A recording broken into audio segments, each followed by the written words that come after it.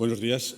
Primero quiero agradecer a los compañeros de la Consejería de Agua, Agricultura, Ganadería y Pesca de la región de Murcia el haber contado conmigo para exponer esta pequeña charla. También, por supuesto, a Antonio Monserrat y a Fitoma, y a la vez felicitarles por el éxito indudable de la convocatoria.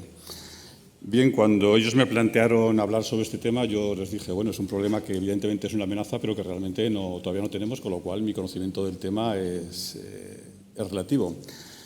Desde luego, una cuestión que a nosotros nos preocupa, los técnicos que tenemos en el campo, es realmente que sepan de qué estamos hablando. Estamos hablando, y yo me he centrado la charla fundamentalmente en hablar de los tefrítidos, moscas tefrítidos, que no son otra cosa que dípteros, y que desde luego esas amenazas son muy parecidas a los tefrítidos que conocemos, que tenemos, que sufrimos ya en nuestras condiciones, fundamentalmente Rhagoletis cerasi en cerezo y Ceratitis capitata en el resto de los frutales de hueso.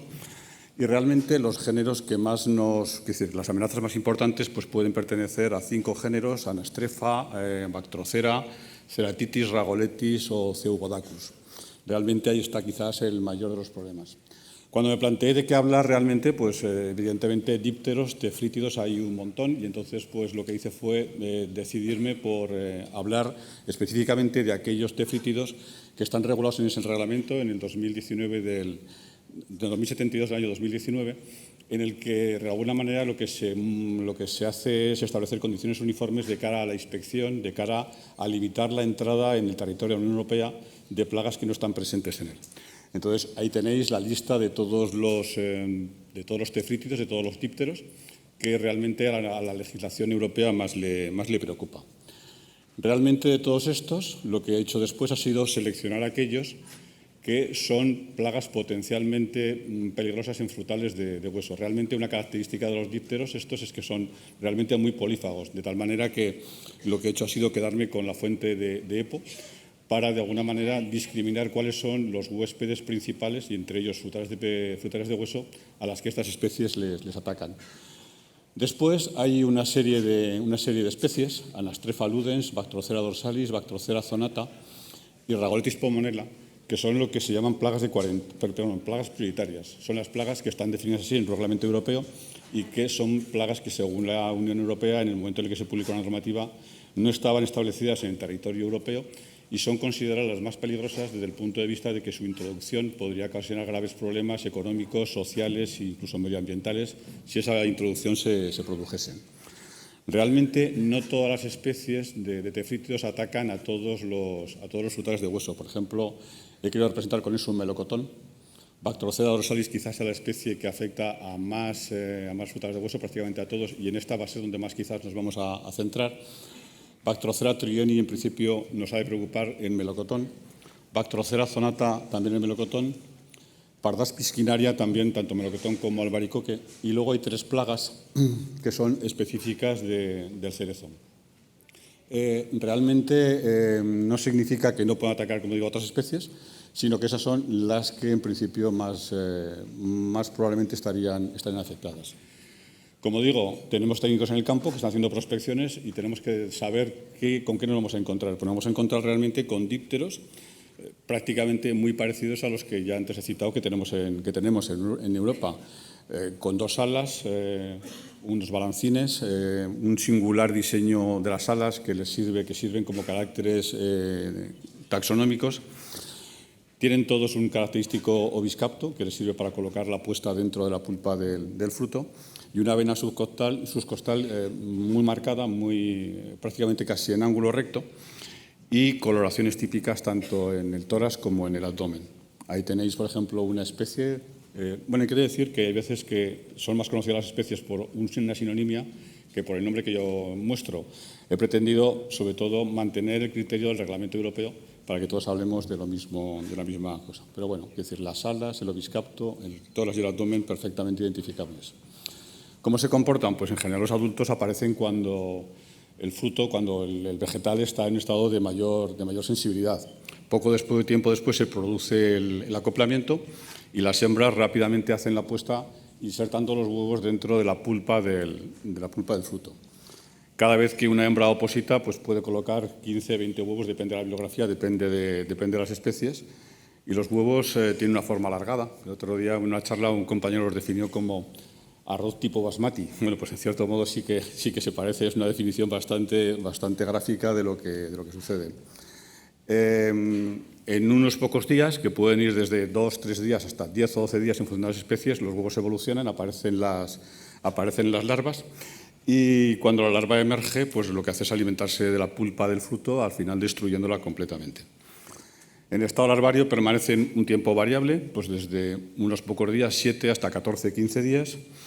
Los huevos tienen un color característico, las larvas también, pero en definitiva, quizás lo más importante es que las larvas transcurre su vida en 3 estados larvarios, y en el tercero es cuando las larvas lo que van a hacer va a ser salir del fruto e irse al suelo.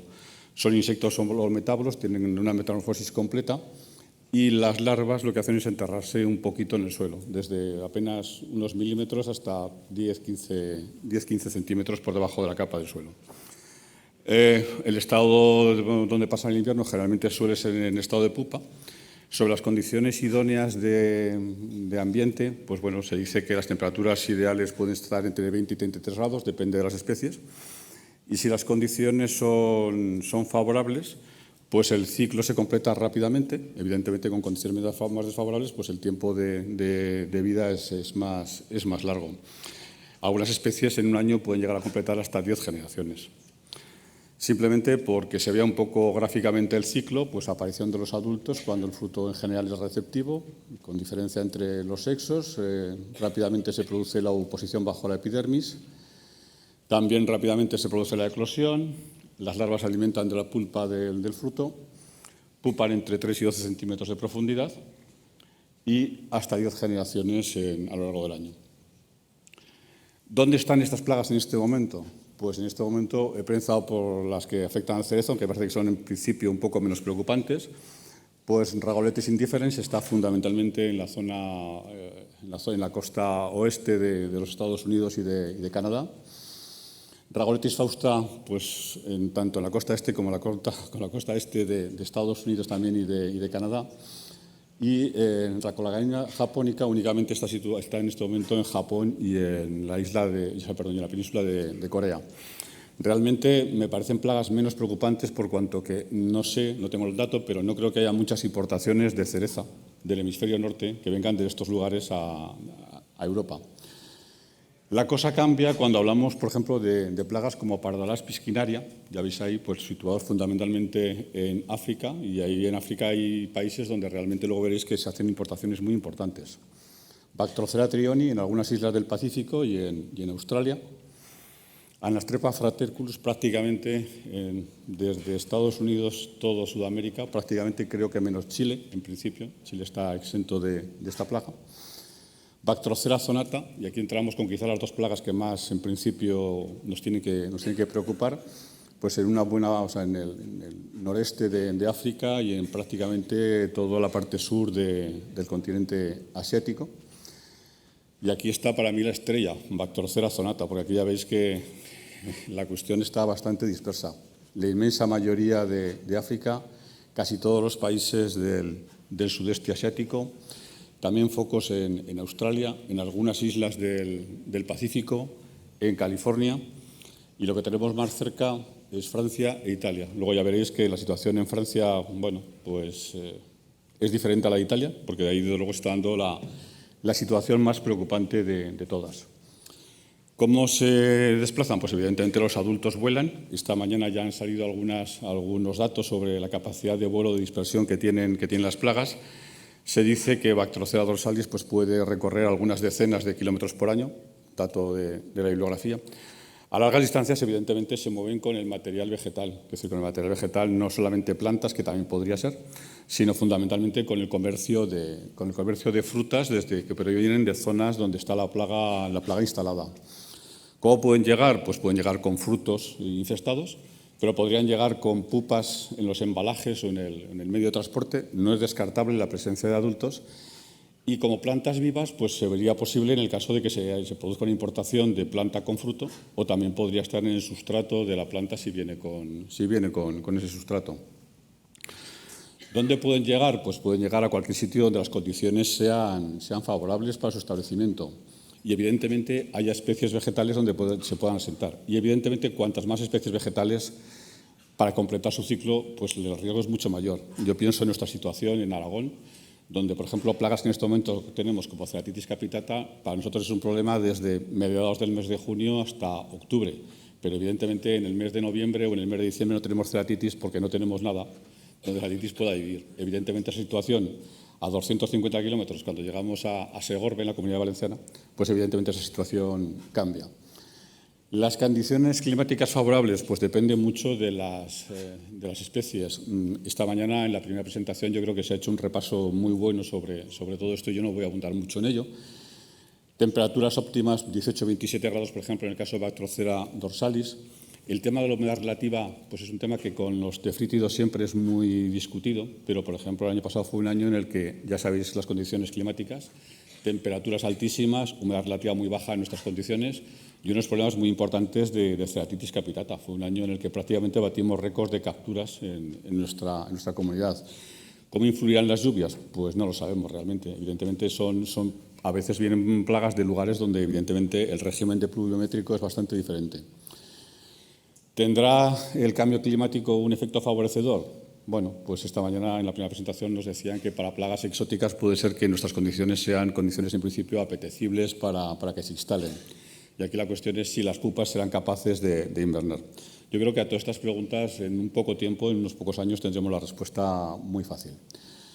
Este mapa está sacado de una publicación de la EFSA, donde lo que hace es mostrar cuál es el área potencial de distribución de Bactrocera dorsalis.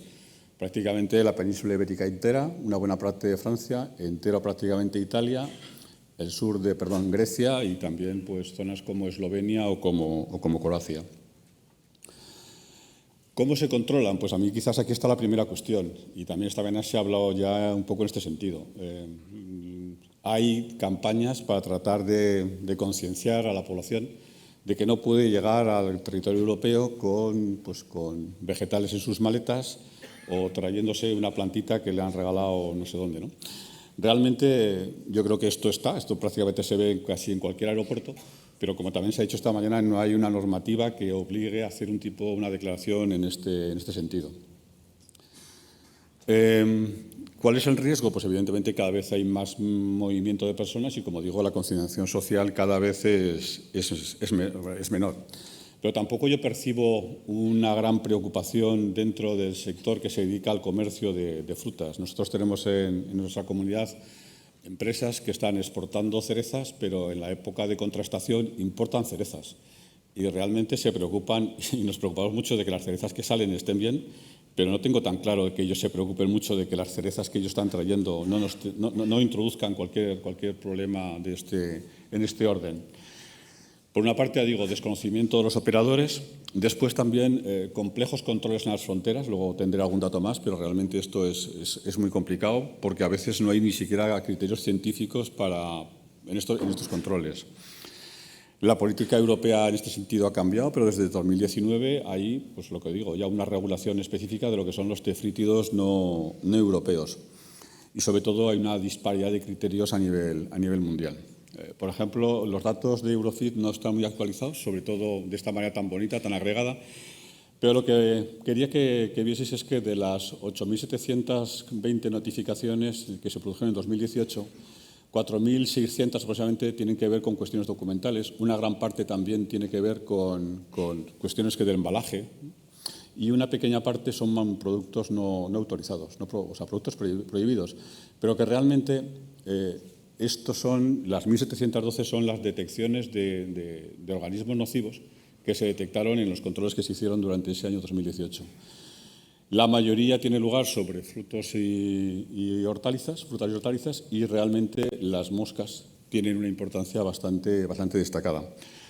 Como productos, pues bueno, pues se habla de, entre otros, hortalizas, pero también, por ejemplo, del mango. Luego vais a ver algún dato más que tengo al respecto.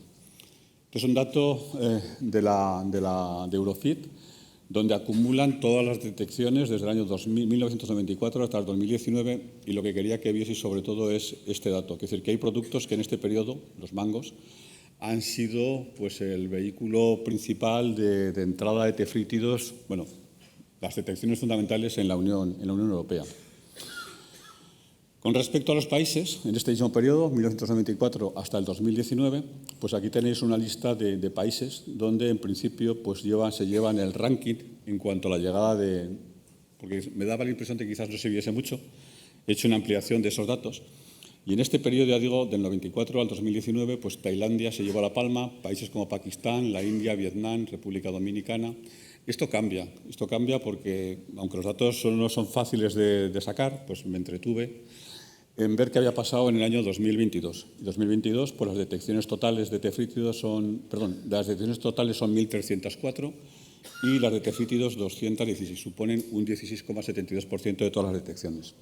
Los países implicados en estas detecciones de tefrítidos pues son Senegal, Burkina Faso, Mali, República Dominicana, ahí los tenéis, y los productos que son más, que en principio vehiculan más el problema, pues también destaca el mango, la guayaba, algunas soláceas y capsicum.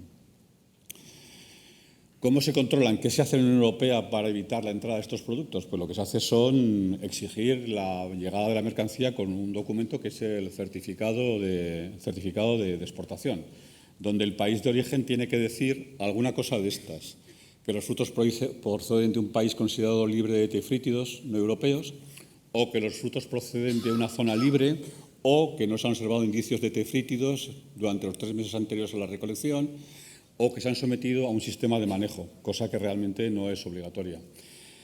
Y lo más preocupante para mí, cosa que no sabía hasta hace unas semanas, es que no todos los envíos se inspeccionan. No todos los envíos se inspeccionan porque hay un reglamento que se publica en el que dice cuál es el nivel de inspección a nivel de la Unión Europea para determinados cultivos.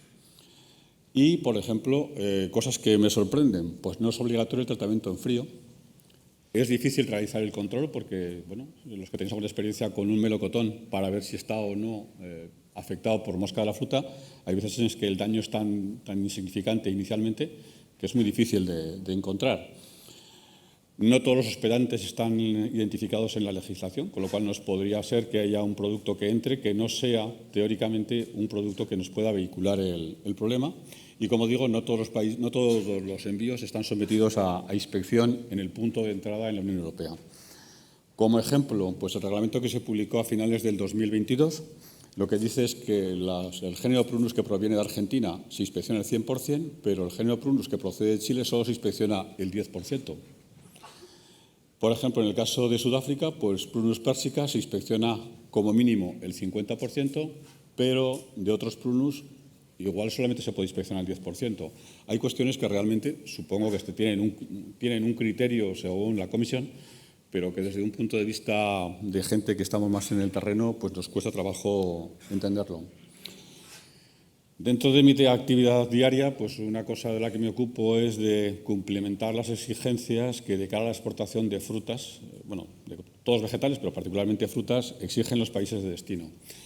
Entonces, bueno, pues es muy frecuente que en los permisos de importación que recibimos de un país y nos exigen certificar determinada cosa, pues haya tratamientos químicos. No hay ninguno, que es decir, todos se refieren, la mayoría se refieren a bromuro de metilo. Sabéis que el bromuro de metilo no está autorizado. Tratamientos físicos como irradiación, tampoco está permitido en la Unión Europea. Y lo que sí que está permitido son tratamientos en frío. Ahí tenéis, por ejemplo, bueno, puede haber diferentes digamos, escalas, pero más o menos sería eso, someter el envío a un tratamiento de 1,7 grados durante 14 días. Y también se habla de tratamientos de calor, pero insisto, esto para la entrada de productos en la Unión Europea no es obligatorio. Dos ejemplos. Uno, este es de hace 3 semanas, más o menos, en el que un exportador de Zaragoza pretendía exportar manzanas a Venezuela. Y lo que le pedían era que el producto estuviese sometido a tratamiento en frío durante 12 días a 0 grados o 16 días a 0,5. Esto considerando con que esas manzanas se ven recolectadas en el mes de septiembre, están a 0 grados y con una atmósfera controlada donde hay prácticamente ausencia de oxígeno y niveles altísimos de CO2 que impiden cualquier vida de cualquier insecto. Pero a pesar de todo, la exigencia del país ahí está. El año pasado, como ejemplo, tuvimos la inspección de un equipo de técnicos de Tailandia para verificar que una instalación frigorífica de la provincia de Zaragoza cumplía con lo que ellos entienden que es necesario para exportar fruta, hacer tratamiento en frío en origen. Ya está autorizado tratamiento en tránsito, pero para autorizar el tratamiento en origen de esa fruta. Bueno, pues supuso un trabajo, si no recuerdo mal, de 3 días, donde los inspectores calibraron sondas, verificaron cómo se llenaba la cámara. La cámara tenía que estar como mínimo con el 50% de fruta, los sensores, el comportamiento de la temperatura dentro de la pulpa, y 3 días después, al final, la empresa resultó aprobada, pero es la única empresa a nivel nacional que está capacitada para hacer ese tratamiento en frío. Es decir, hasta qué punto son capaces de exigir. Aquí tenéis, por ejemplo, bueno, pues que hay todo un protocolo en el sentido de cómo tiene que hacer ese tratamiento en frío para exportar fruta de hueso a Tailandia. Una manera de comprobarlo es, en España está publicado el Plan Nacional de Contingencia de los Tefrítidos, donde en definitiva pues lo que hay son diferentes apartados, definiciones,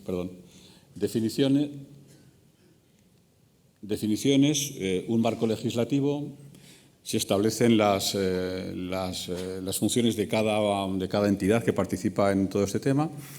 Se hace un repaso para que se conozcan mejor los patógenos de los que estamos hablando, se establecen claves de diagnóstico, se establece también un protocolo de prospecciones y hay un programa de erradicación ante un foco. De hecho, nosotros, bueno, y yo creo que todas las comunidades autónomas tenemos establecido un plan de monitoreo, de seguimiento de prospecciones para detectar precozmente la presencia de uno de estos tefrítidos.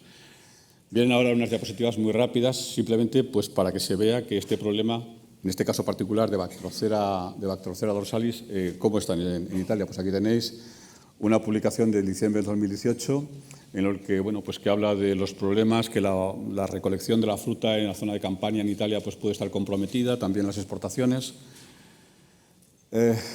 Un problema en el sur de Francia, en la región de Alpes, Provenza y Costa Azul. Al menos una detección en Mulhouse, en Alsacia, al norte de Francia. Vuelta otra vez con el tema, con el foco de la mosca de la fruta de Campania, que en este momento es la situación más preocupante. Por ejemplo, Fitoma, es una publicación de enero de este año donde también se hacía eco de esta preocupación. ¿Cómo está en este momento la situación de los tefrítidos? Esto está sacado de la fuente de EPO, no creo que haya otra que se pueda disponer en este momento. Pues en principio hay unos cuantos tefrítidos de los que estamos hablando en los que en principio no hay problemas. Sean, detecciones erróneas, indetecciones. Pero Bactrocera zonata, pues ya ha habido detecciones, por ejemplo, en Austria desde 2011, en Francia en 2020. Pero realmente todo esto se produce, como veis aquí, zonas urbanas, cerca del aeropuerto de Orly, mercado mayorista y eje carretero. También antes se ha referido el primer ponente en este sentido, ¿no? Que es la influencia que tiene la llegada de productos desde la detección de estas plagas en los alrededores de puertos o de aeropuertos o grandes vías de comunicación. El problema importante yo creo que es Bactrocera dorsalis. Ya veis ahí, pues en Austria se detectó desde 2012, pero bueno, en principio Viena, Bélgica, interceptaciones. La zona parece que está controlada. En Francia, en 2020, tuvieron la detección, 5 adultos en 5 trampas. En 2021, más adultos, pero todo esto cerca también del aeropuerto de Orly. 2021, 5 adultos, una parcela de cítricos en el departamento de Var, en la región, como digo, de Provenza, Alpes y Costa Azul. En 2022, en Francia, aparece un adulto, una parcela de melocotoneros, y dice, bueno, próximo a una zona de importación de frutas. Pues con un poco de suerte no venía de los melocotoneros y que venía del almacén que estaba cerca.